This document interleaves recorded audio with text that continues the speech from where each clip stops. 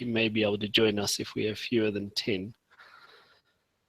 So obviously you all got the note either by the forum post or else when you logged into the course page, I presume.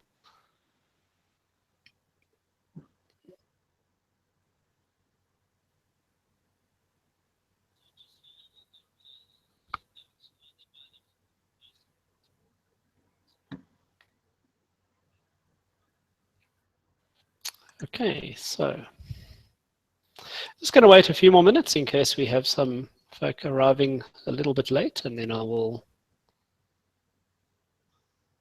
get started.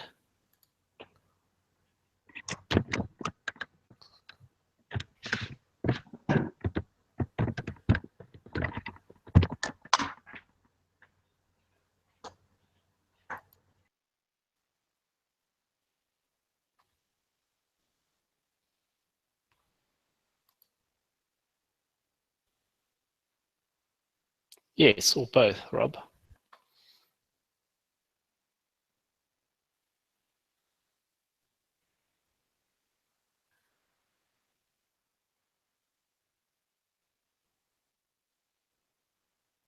All right, so still, if you are watching on the other feed, it looks like we are only a small group this evening on the Google thing, so you are welcome to join us. All right, everyone, I think we're going to get started. The goal of the evening is to cover third declension nouns. Third declension is far trickier than first and second declensions. I suspect most of you have already reached and possibly gone beyond third declension, so this might be going back a chapter or two for some, but it is a critical part of noun morphology, so we're going to cover it in some detail tonight. I'm going to attempt to share a screen, so just give me a sec. All right, in a moment you should get a screen share. Just confirm if you can see a PowerPoint presentation in the screen share window. Yes. All right, fantastic. If that disappears, just holler and I'll know because I can only see one at a time. All right, so we're talking third declension nouns, and really where the difficulty comes with third declension nouns is in how they are formed. They function exactly the same way as first and second declensions. They are just formed more complexly. So we're going to talk mostly tonight about the form of the third declension nouns. So I can turn that off. Okay. So Mounts has as simple as possible a mechanism for teaching the form of Greek nouns. So he works to a master case ending chart in combination with 8 noun rules. And for the vast majority of nouns, those two things, if you commit them to memory, will help you to figure out what's going on. So he's tried to minimize rote memorization, and it's a vast improvement on certainly the ones that have you try to memorize all the common forms. So this is his master case ending chart, and for this evening we're really only dealing with this part of it. So you've already, in the past, you've already worked through presumably this section over here that dealt with the case endings that apply to first and second declension forms, and some of them are identical, some are similar, but some are different when we come to the case endings that are used on the third declension. So this is absolutely memory work. You have to memorize that sigma is the standard case ending for the nominative singular for masculine and feminine forms, that there isn't a case ending for neuter forms and so on. So the table will save you a lot of pain if it's thoroughly committed to memory. It doesn't cover everything. There are a few exceptions that don't follow this case ending chart, but it does cover by far and away the majority of cases that you're going to bump into. Just to recap on some grammar vocabulary. So to discuss nouns, we've got to have some basic things. One is a noun stem, and this is really, really important. So you will have noticed that we're going to look at an example just now, but I'm sure you will have noticed that when you see words in the dictionary, they will give you the nominative. So you'll see something like agape, and then they'll give you the genitive singular, and then an article typically which tells you the gender. So for agape, you would have the dictionary entry as agape, agapes, hey. They might abbreviate the genitive singular, just giving the ending. The reason for that, and it's critical when you get to third declension forms, is that the genitive singular is the key to knowing the noun stem. So the noun stem is the genitive singular form with the case ending removed. That is critical because in the third declension, the nominative singular is often irregular. So how do you know what the noun stem is? You often cannot tell the noun stem by looking at the nominative singular, the form that you see as the lexical entry. You have to know the genitive singular and then remove the genitive singular case ending to get the noun stem. And once you've got the noun stem, you can figure out the forms, but you have to get the noun stem. So a noun has a stem. We will talk of it also having a stem consonant. So a stem consonant is the consonant with which the stem ends, the final consonant on which the noun stem ends. So if you remember, first declension has stems ending in alpha or eta. Obviously, these are vowels. Second declension has stems ending in omicron, and the dative singular can go to omega. The third declension has stems that end in a consonant. So that's the diagnostic, if you wish, for third declensions. They'll have a stem that ends in a consonant, and because the stems end in consonants, they behave somewhat differently to first and second declension forms. And then they have a case ending. So the case ending is what tells you obviously the case and number of the noun, and hence its function in a sentence. So we are going to be breaking up nouns into those constituent parts as we work through them. So when we look at this in a particular case, let's take the noun sarx. So sarx is what we would learn. If you are reading a commentary and somebody's discussing the word sarx, which means flesh, they are going to discuss it as, or list it probably as sarx. If you go to the dictionary, you're going to find the entry sarx, sarkos, hey, and then the meaning given as perhaps flesh, or there might be additional glosses or meanings given. So what we are looking at is the nominative singular, the genitive singular sarkos, and hey is telling us that it's feminine. Now for third declensions, the feminine and masculine forms are not distinguished by form. So if we didn't have the hey, you would have absolutely no way of knowing whether sarx was masculine or feminine. There'd be some clues that it's not neuter, but you'd have no way of distinguishing it being masculine from feminine. You have to memorize that, and third declension forms look the same in the masculine and the feminine forms. So what we have here then is sarx, sarkos, hey. The genitive singular sarkos is critical because from the genitive singular, which is sarkos, we can work out that the stem is sark because the genitive singular case ending is os. So if we take the case ending os off, we are left with sark, which is our noun stem. Any comments, questions, insults? There's obviously no hand raising tool, so please feel free to interject if you have a question, or else to type it into the chat window. I do have the chat visible, so I can see that. You have to unmute yourself, of course, if you want to comment. So it's very helpful to work with a diagnostic approach towards identifying nouns and forms. For third declension nouns, we are going to mark the stem consonant. So that final consonant of the stem, we're going to mark that in red, just to show it and get you into the habit of noticing it. And then we will put the case ending in blue. And it's a good idea to try and get into the habit of recognizing the case endings as markers of what you are seeing.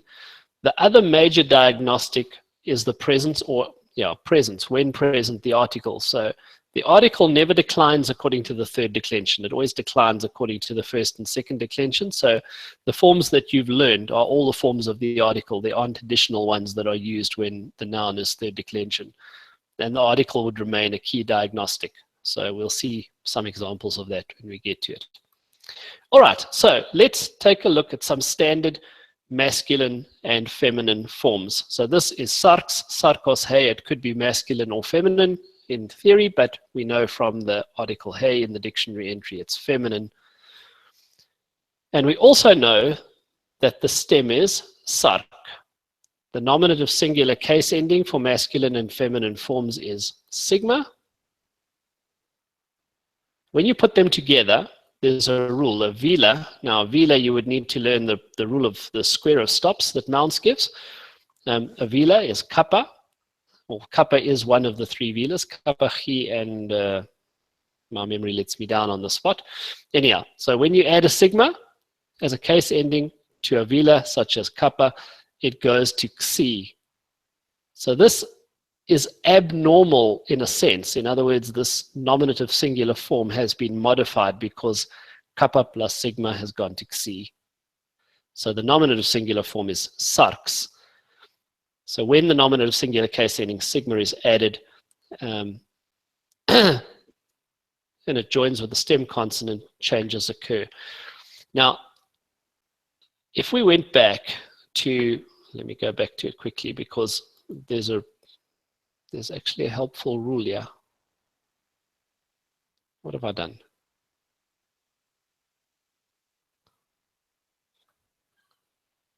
Sorry, just bear with me. I'm trying to navigate two screens and not doing a great job of it.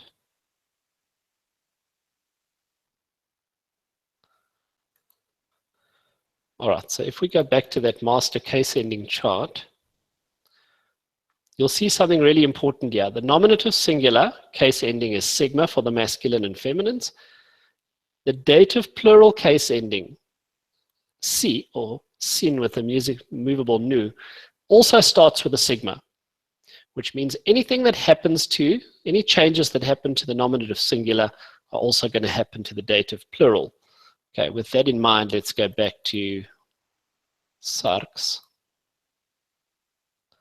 So this xi, this kappa sigma becoming xi, which happens to the nominative singular, is also going to happen in the dative plural where there'll be an iota on the end. So you'll see that in a little while. And it tends to be the nominative singular and the dative plural forms that change because of the irregular things that happen when you add a case ending starting with sigma. It causes all kinds of anomalies.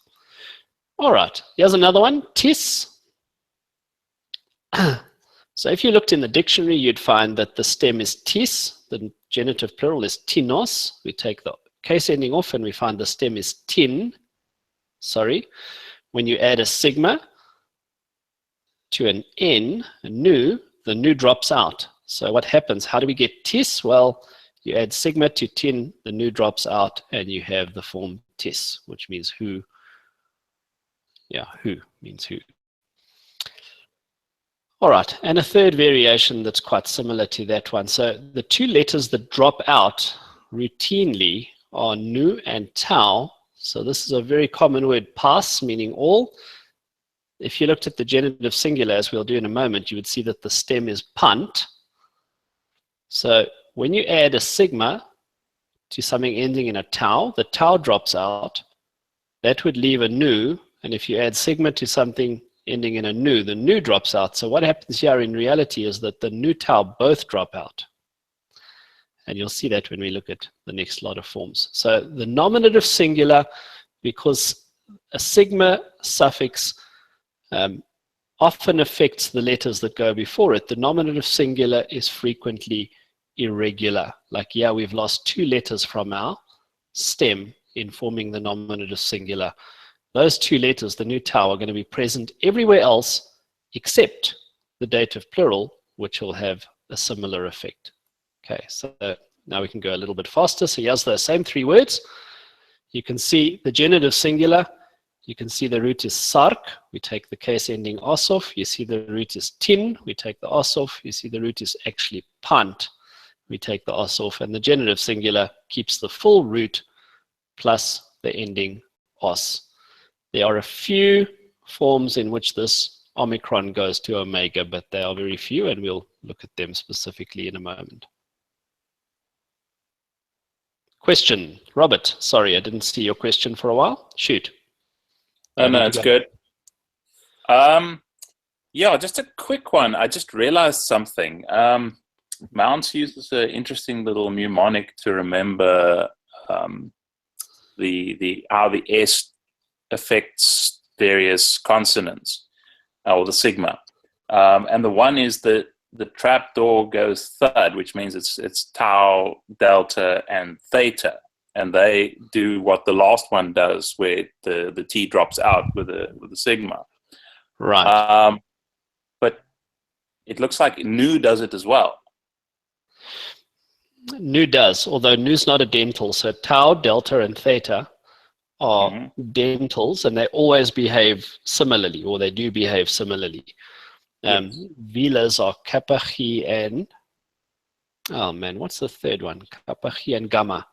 So kappa, gamma, chi are velas, and they always go to xi, so they behave similarly.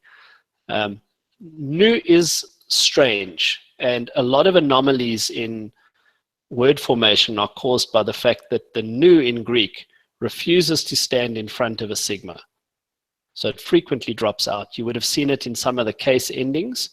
So if you think of logos, logus, logo, etc., when you get to logus, there are modifications that have happened because a nu has dropped out in that, and that happens a lot.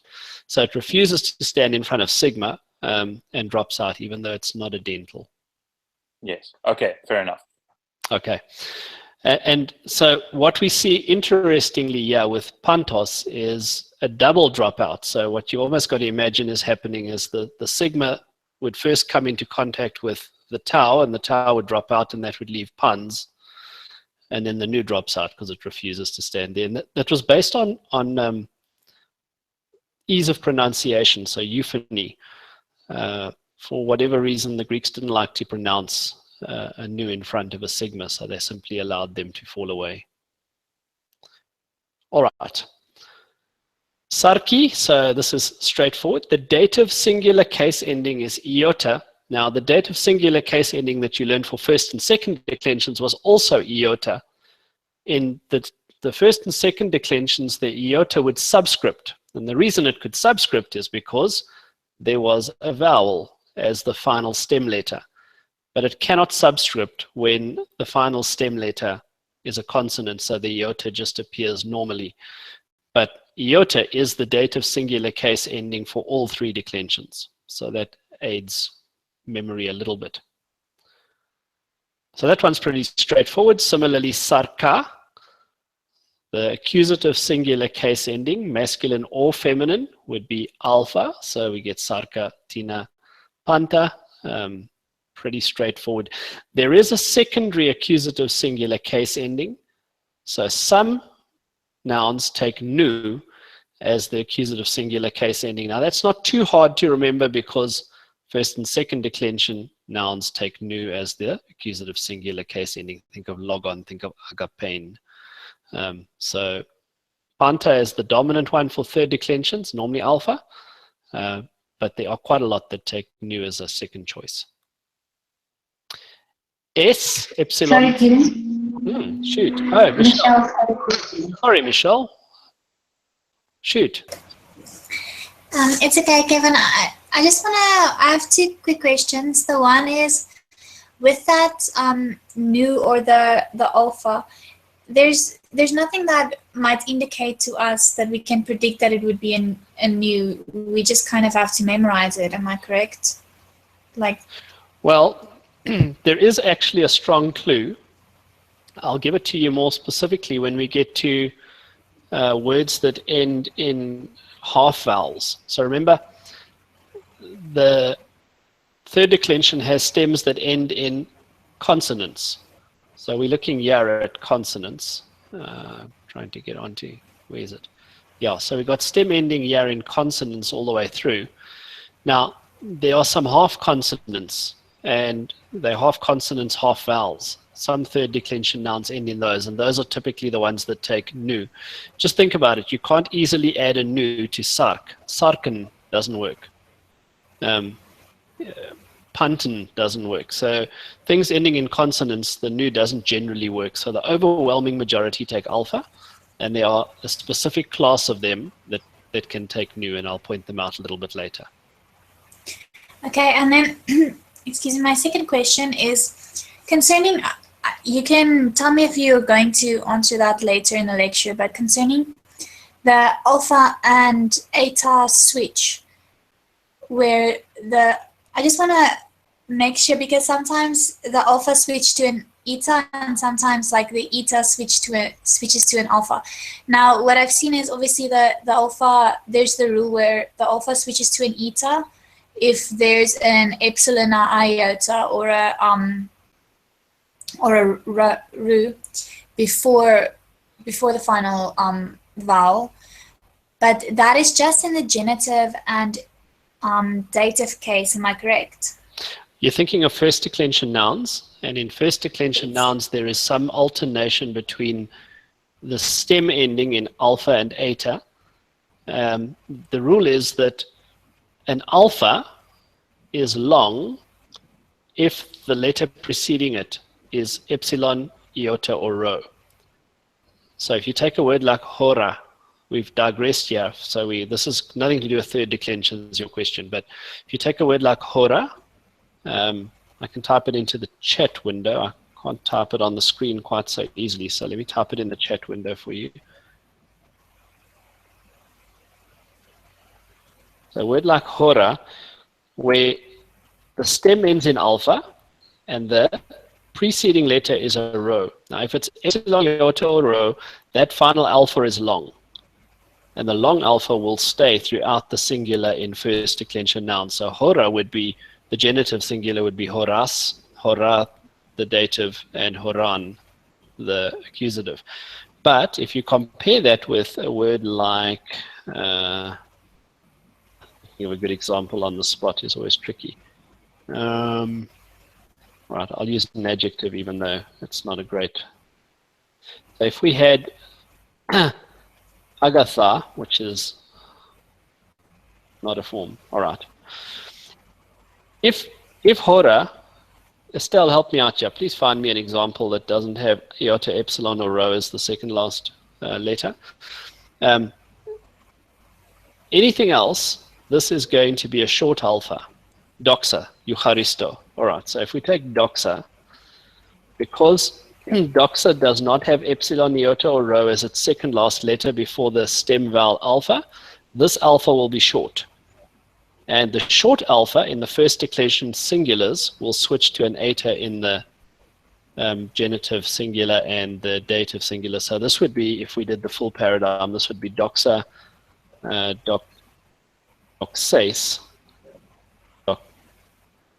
say with the subscript, and then doxan reverts back in the singular.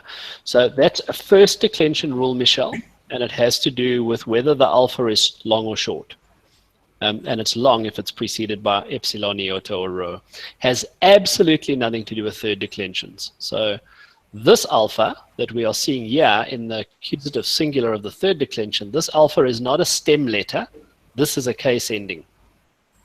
Whereas in the first declension, the alpha is actually the stem vowel, the final letter of the stem of the word. Does that make sense, so or have I just added yes, to your fog? No, so that switch, I just want to make sure that switch will not happen in the third declension. No, that has absolutely nothing to do with the third declension. Only applies to the first declension, that alternation, and it only applies to the first declension singular. If you haven't noticed, the first declension plurals all have alpha regardless of whether they short or long in the singulars. All right, so it's only the singular of certain first declension nouns ending in alpha that will switch to eta. Sorry, Kev, I stepped out quickly to answer the student's post. Okay, no worries. All right, so we carry on. Nothing to report here. Sarkes, the case ending epsilon sigma, is the nominative plural form, so that's straightforward.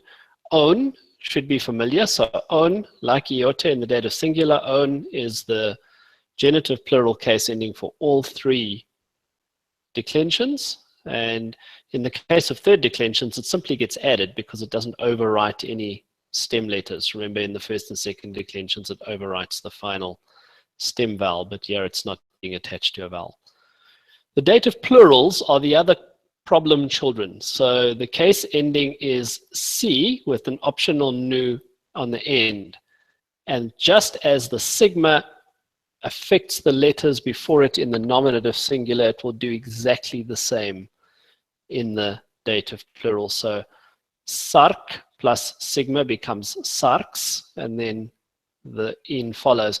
What you have to learn to recognize is that this C is frequently a result of S being added onto a velar. Similarly, TC, so what's gone on here is we had a nu, but it's dropped out in front of the sigma, as it always does. I don't think there are any exceptions to that. And punt, just as the whole nu tau dropped out, so it does here, we get passine. And why those are tricky is because you've actually lost half of your root. So it makes recognizing them a little bit more difficult. And in the accusative plural, the case ending for the accusative plural is us, and the rest is pretty straightforward. Now this us case ending looks very similar to, if you think of a word, accusative plural of a word like doxas or agapas, love or glory. So if you take words like that, it looks the same, but there is actually quite a significant difference. And that difference is that the alpha in the third declension is part of the case ending, whereas in the first declension, the alpha is part of the stem of the word, and the case ending in the first declension is just sigma. So watch out for that. There are a few nouns that take epsilon sigma as their accusative plural case ending as well. Not very common, but there are a few that are used quite often in the New Testament that do that. I'll point out one or two examples a little bit later. Okay, all right, so let's move now to the neuters. See what's going on with the neuters. We'll take onoma as a common example. If I jump to the genitive plural, you would see that the genitive plural is onomatos. And if we take the os case ending off, you find that the stem is onomat. And there are a lot of words that work exactly like this. The tau will not stand at the end of a word. So when, as the neuter does in the nominative and accusative, it has no case ending for the nominative and accusative singular, the tau drops off. Other words that behave similarly, a famous one would be pneuma, the word for spirit, but there are quite a few that behave like that. So the onoma is actually onomat, but the tau has dropped off of the nominative singular. Again, notice that the nominative singular is often irregular, but the genitive singular is completely regular, and that's why learning the genitive singular is the key to being able to figure out what's going on. Onomati, no problem, dative singular. Onomata, so we're familiar already. This is the same as for the masculines, masculine and feminines. The case ending is alpha for the accusative singular. Again, straightforward. The dative plural is again irregular. So notice that the sin ending added to tau. Tau is a dental. So tau, delta, and theta are the three dentals. They drop out when a sigma is added to them. So the accusative plural and the nominative singular, again, are the most irregular forms. Okay. A few special cases, and then we'll look at a couple of passages from the New Testament. Any other questions before I get to special cases? Those three that we've looked at would be quite common words. They'd be considered regular, even though there are some irregularities, but they would basically be considered regular third declension forms. All right, there are two lost consonants in Greek, meaning there are two consonants that were used in earlier dispensations of the language that are no longer in operation in New Testament times. They have dropped out quite a long time ago, actually. but the fact that they were once used is often still felt in some of the idiosyncrasies of how words are formed. The two consonants are a consonantal iota. So the consonantal iota shared certain qualities of a vowel and a consonant. It was pronounced like the Y in yet. We can represent it pretty much however we want. We could use an iota. Some grammars will do that, maybe with an underlined, a little line underneath. Some would simply write it as an iota. Some would even use the Latin letter Y. And the English letter Y is a good analogy because the English letter Y sometimes functions like a vowel and sometimes functions like a consonant. So it kind of shares those qualities in a similar way consonantal iota did. So words that in the past had ended in a consonantal iota, which would have been considered a consonant, hence would have been third declension, with stems ending in the consonant iota, behave irregularly because that consonant has disappeared. There was another letter called a digamma. It was pronounced like a W, the English W. And we can represent it perhaps by U. There is a letter that looks a little bit like an F, but it's written on the line and slightly below. That is the correct representation of the digamma, but its closest representation would have been the letter upsilon. So when these letters were present in a word and they have fallen out, their loss has some implications for those words, and I want us to look at them because they're quite important and occur quite regularly. So let's start by looking at the noun pistis. All right, I've used the English letter Y to represent an original consonantal iota. So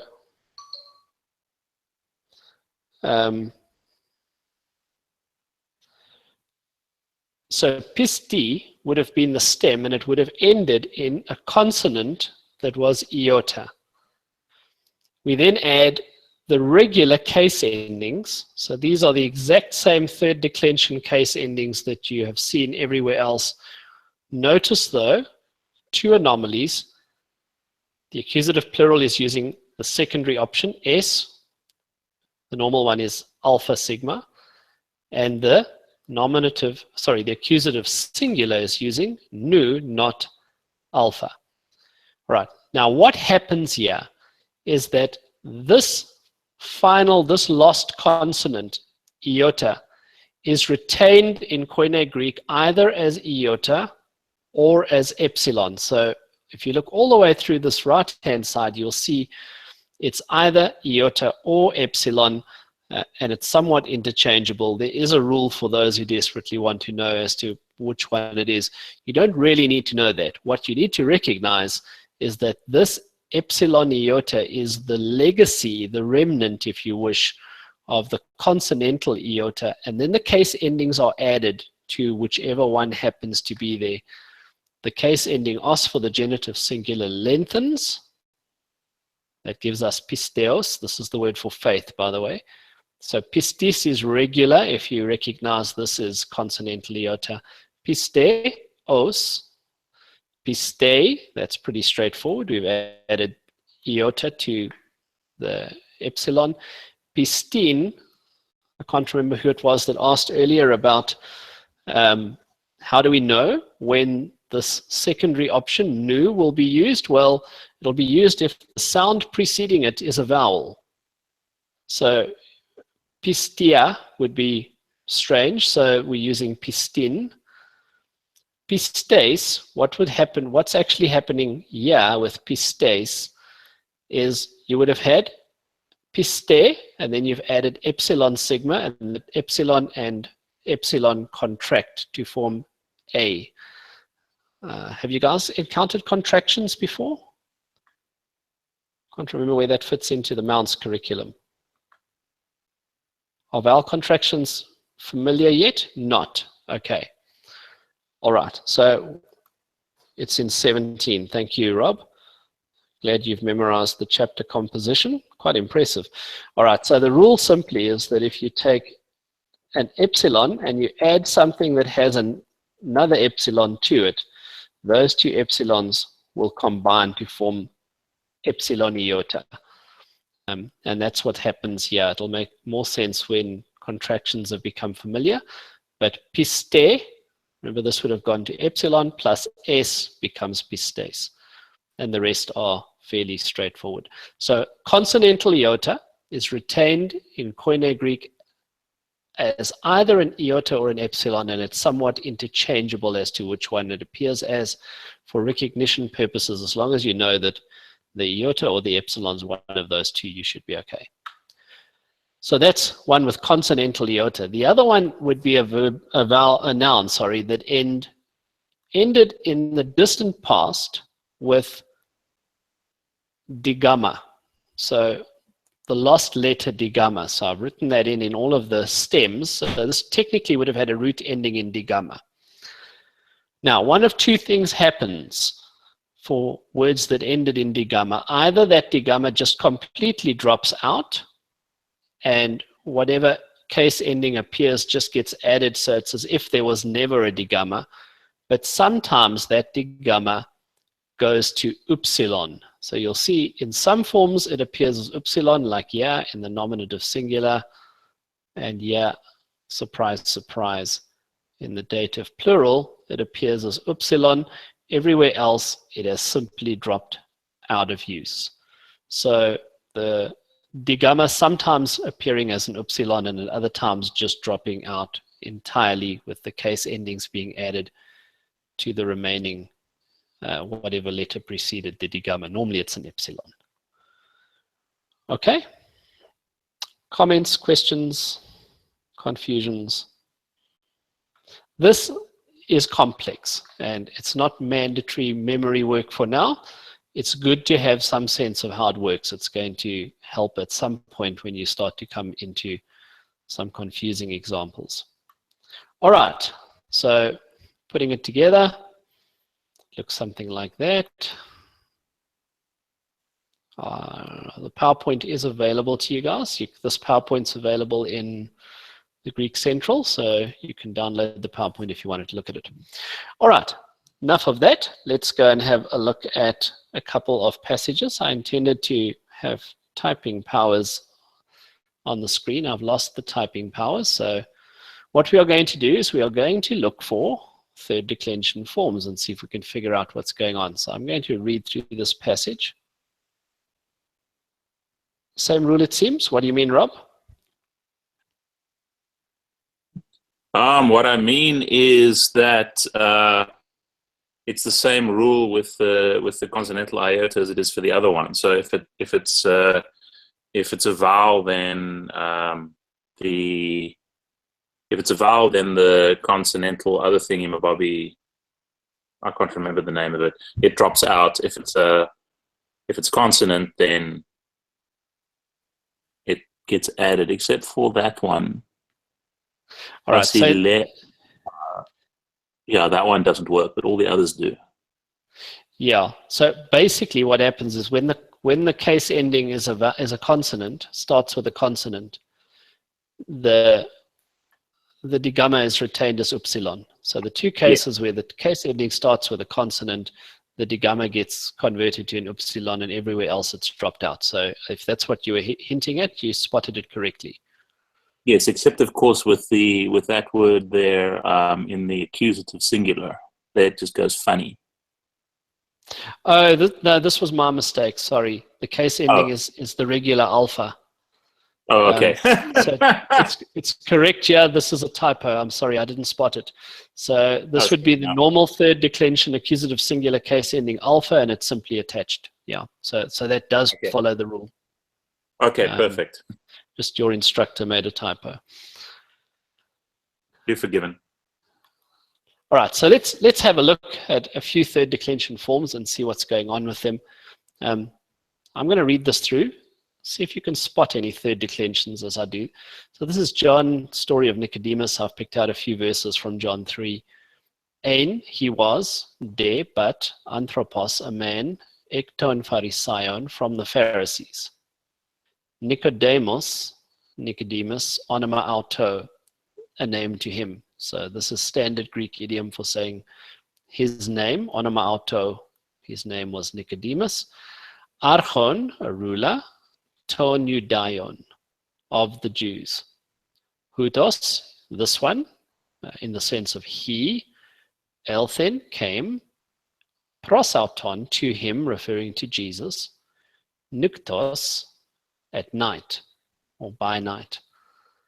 Kai epin, and he said auto to him, Rabbi, Rabbi, oidaman, we know, hoti, that, apotheu, from God, eleluthos, you have come. Didaskalos, a teacher. So the sense of, we know that you have come from God, being a teacher. You are a teacher. Udes, no one. Gar, for is one of these, God is one of these post-positives, like de, it always goes second, but in English it would be moved translation-wise to the front.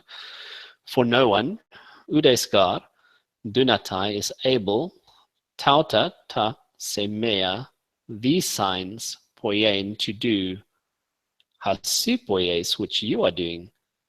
Ean me, standard idiom for unless or except. A, ho theos metau to, unless God be with him. Anyone spot any third declension candidates here? Tough question. You think you spot any? Onoma. Onoma is a candidate. Okay, so it's probably going to be a bit irritating, but I'm going to drop out of, just let me fiddle with this because I want to be able to type and I can't type in a, type in it as I have it. So just bear with me for a moment.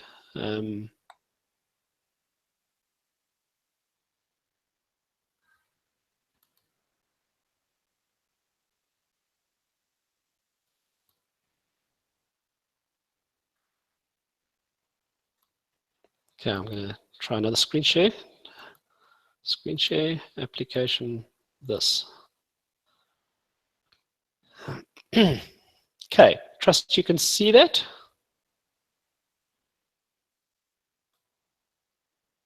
Just confirm if you're getting the screen share. Yes. All right, perfect. So that should be fine. Let's make the font a little bigger. All right, so our wrong text. So starting with this passage, you're quite right. Onoma is our first one.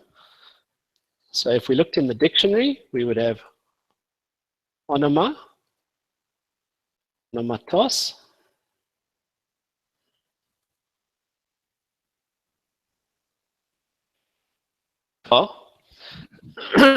where you can see that the stem is actually onomat, but when there's no case ending, which was nominative or accusative singular, the tau drops out. So what we've effectively got here is onomat, onomat plus nothing gives us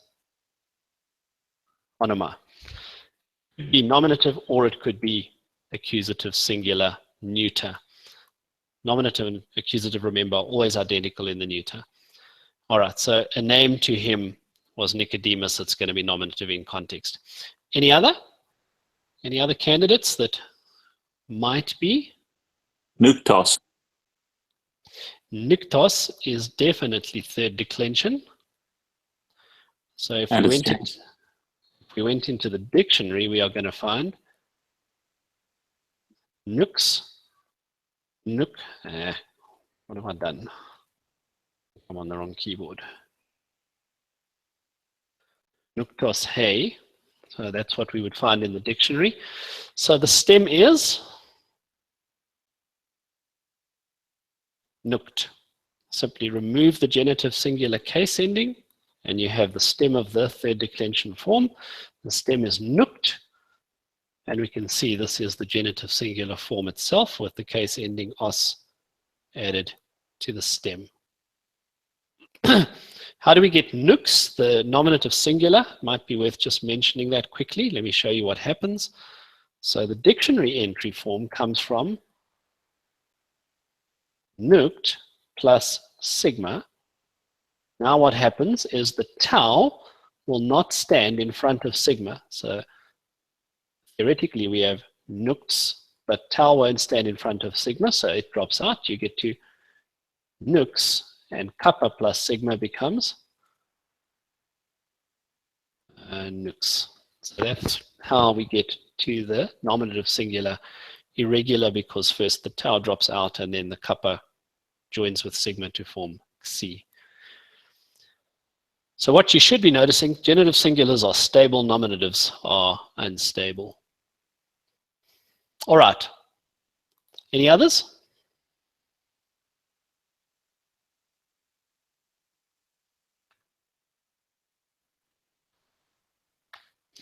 There are a couple of others. Let me point them out to you. The first one is archon. Archon means ruler. It's a third declension noun. It comes from the following. I'll type it here. Archon is the nominative singular masculine form. Archontos. Ha. So that's our actual form. What would the noun stem be?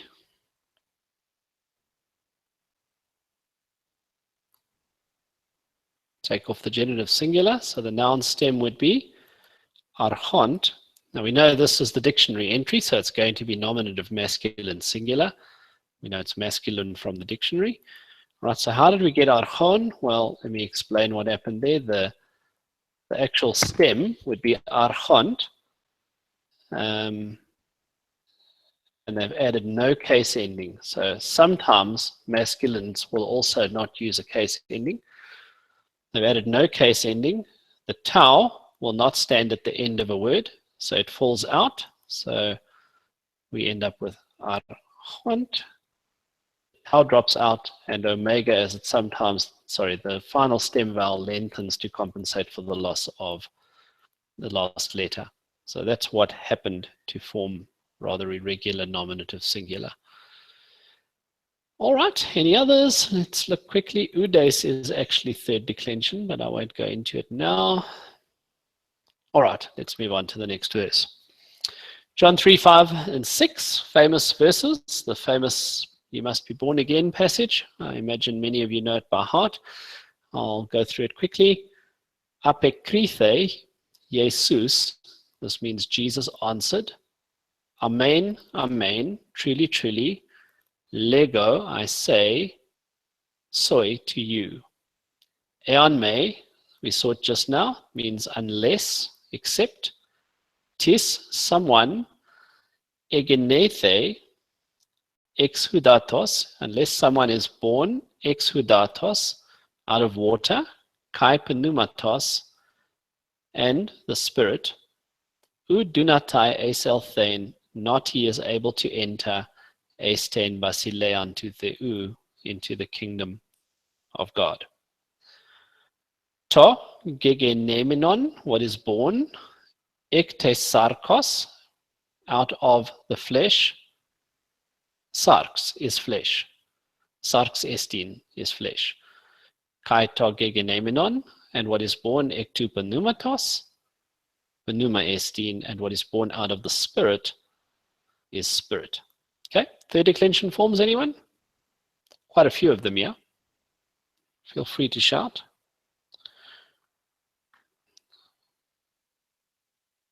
Sorry, did I miss a question from you, Robert? You did. Okay. I just wanted to know from that previous one, you said some masculine third declensions do not take a case ending in the nominative. Right. How do we know that? From the dictionary entry. It's a memory thing. Yeah. So we have to learn it. No way to predict it. Okay, fair enough. Yeah, no way to predict it. It's not all that common, but it's common enough. It happens. Yeah, it does. It's not even a bad idea to learn no case ending as a secondary option for the ending for nominative and nominative masculine and feminine third declensions. Okay. Okay. Cool. All right, so coming back to this one. Third declension nouns, shout. I see Michelle shouting hudatos. All right, so I'll give you the form, Michelle. The original, I'll leave off the breathing marks on that. The original is hudor, hudatos. Oh, so it's neuter. Stem is hudat. The nominative singular form is highly irregular, and I will not attempt to explain it. But everything else is fairly regular except the nominative and accusative singular, which will be identical in a third declension.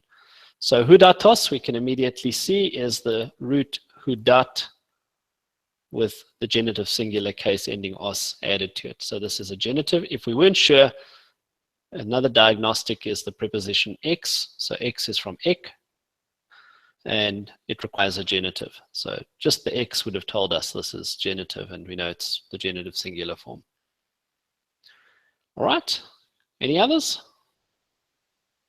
Penumat, yep, penumat is also third declension. So the dictionary entry, penuma, numatos, to. Our genitive singular case ending os comes off. That leaves us with the stem, penumat.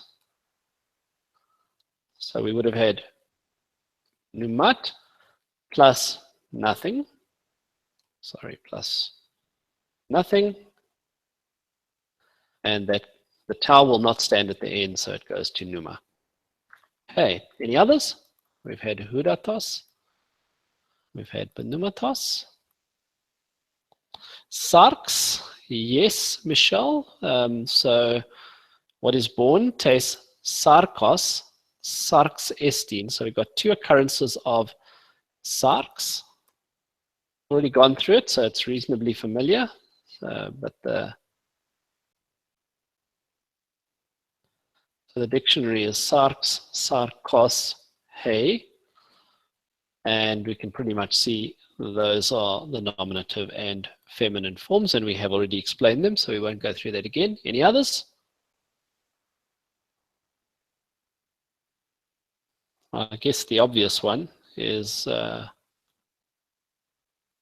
repeat of pneumatos down here. Have I missed any?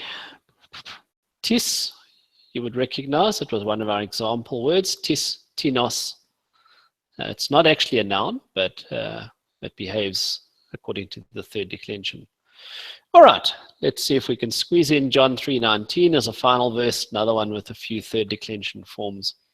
So, haute de estin, but this is, so, but, there's our post positive again. So, haute de estin, but this is, he crisis, the judgment. We can derive the English word crisis from it, but it does mean judgment. Hoti, tophos, that the light, tophos is the light. Eleluthen has come, eston kosmon, into the world. Kai egape san, and they loved, hoi anthropoi, people or men, malon rather, in the sense of more, to skotos, the darkness, e tophos, than the light. Engar auton, ponera ta erga. Won't worry with the last phrase, it means for their works were evil. Third declensions. Skotos krisis. All right, let's take this. Let's start with krisis because it appears first. Okay, so krisis, if you look in the dictionary, you're going to find krisis, kriseos, hey.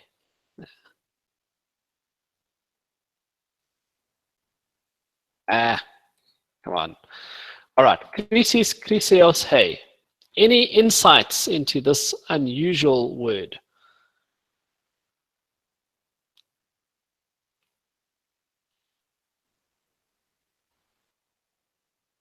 It's an unusual third declension because third declensions are supposed to end with consonants, but we appear to have a stem ending in a vowel. Consonant. Sometimes it's iota and sometimes it's epsilon. you've got it.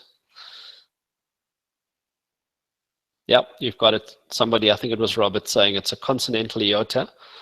This is classic consonantal iota. The lost iota retains either as iota or as epsilon. So it's a third declension noun. It looks like it has a vowel stem, but actually it's a former consonant vowel iota. This is the nominative singular form. If you were in any doubt, the article should have removed the doubt that this is nominative feminine singular. So the judgment. Next one. Chrysis skotos was another guess. All right, before I get to skotos, let me talk about phos. Phos is the word for light. If we look in the dictionary, we're going to find phos, photos. Oh. So you can see that the stem is phot. How do we get to phos? Well, seemingly, and don't ask me why it's used sigma, seemingly we had phot plus a sigma ending. Why did we use sigma for a neuter noun? I would need to ask Mounts that question.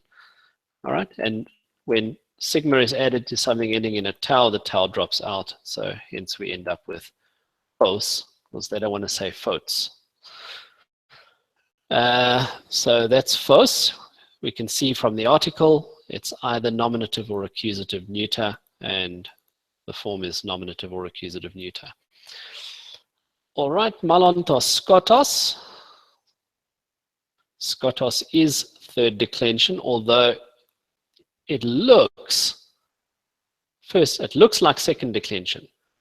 The way you would have had a flag to tell you something might not look right is that the article is neuter and the os ending wouldn't fit a neuter. It would fit a masculine. So logos, for instance, would be masculine. So the os ending looks second declension, but it's actually third declension, and the neuter article would have been a good clue that all's not normal. If we looked in the dictionary, we would have found skotos, skotus, ta, I think. Yep. All right. So what is going on here? I don't know offhand. This is an irregular forming third declension, and I have forgotten the explanation of its form. Happily share it on the forum if anybody desperately wants to know. And then we got tophos again, so I think we've covered them here. Okay, questions? I think I remember that one because I was looking it up, because telos also looks like that. Which one? Telos also looks like that. There isn't telos here, but the word telos looks like that. Yes, if it I'm does. right, it's because the root is teles. So why the first one is like that, I don't know, but the teles does explain all the other forms.